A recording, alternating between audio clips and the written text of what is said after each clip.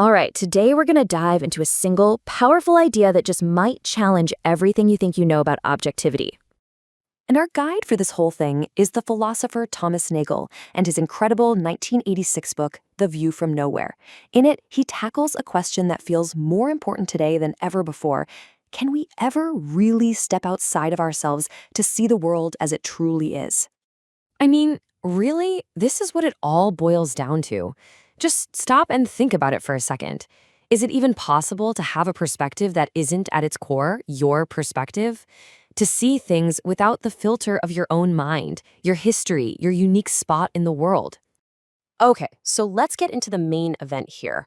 Nagel sets up this core conflict, and he calls it a tale of two views. So on one side, you've got the subjective view. This is your personal, internal world. You know, the private first-person movie that's basically your life. But then there's this powerful human drive for something else entirely, an objective view, a detached, impartial perspective that Nagel gives this awesome name, the view from nowhere. First up, let's talk about the one we all know intimately, that view from the inside, the one that shapes every single moment of our lives. Yeah, this is basically our factory default setting. The subjective perspective is the taste of your coffee, the sting of an old memory. All those private thoughts buzzing around in your head that nobody else can ever access, it's fundamentally, completely personal.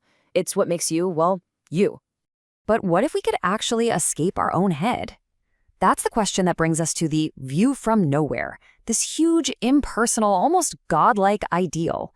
Nagel calls this the great ambition of human thought. It's the engine that drives science and reason. It's this search for truths that are true for everyone, anywhere, no matter who they are. You know, think about a law of physics. It doesn't care about your feelings or opinions. It just is. And let's be really clear here. This isn't just about being unbiased. No, this is a radical ambition to go beyond our own minds, to almost shed our own skin and see the universe as it actually is, completely stripped bare of any human perspective. It sounds incredible, doesn't it? A pure, totally unfiltered view of reality. But is something like that even possible for creatures like us? And this very question is what led to some really fascinating critiques of Nagel's work. So, for instance, you've got another philosopher, Thomas Metzinger. He looked at Nagel's idea and said, you know, it's a beautiful vision. But he also said it's ultimately untenable, which is just a fancy way of saying it's impossible. And Metzinger's argument is so simple, it's brilliant. He basically points out that when Thomas Nagel developed the beautiful philosophical vision of the view from nowhere, he was not selfless at all, right? The idea didn't just appear out of thin air. It came from a specific person, a subjective self living his life. And here's the kicker. Metzinger says if Nagel had ever truly viewed the world from nowhere, then he would not have had any autobiographical memory referring to this episode. Just let that sink in. To remember something, you need a you to do the remembering. If you actually achieved a selfless view, you'd erase the very person who could report back on what they saw. And that right there is the central paradox.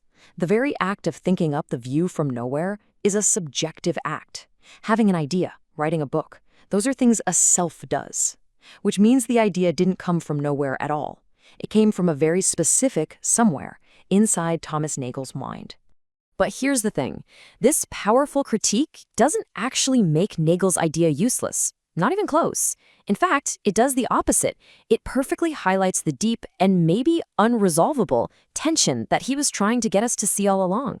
Because the real takeaway here isn't some neat and tidy solution. It's about becoming aware of this constant tug-of-war that really defines our existence.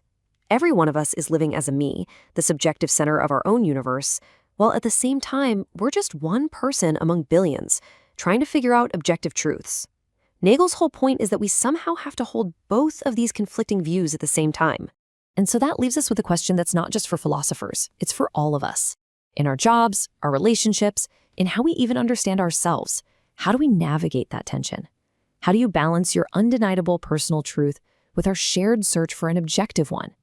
That is the fundamental dilemma of being a subjective self in a seemingly objective world.